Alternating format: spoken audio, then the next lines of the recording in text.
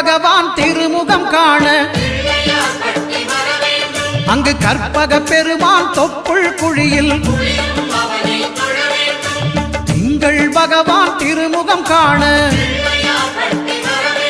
அங்கு கற்பக பெருமான் தொப்புள் குழியில்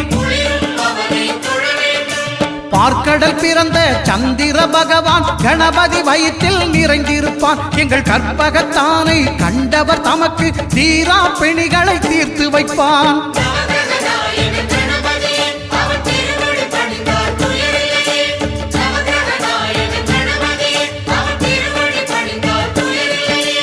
ஒன்பது கோளும் ஒன்றாய் காண அங்கு கற்பகம் என்னும் கடவுளின் மெய்யில்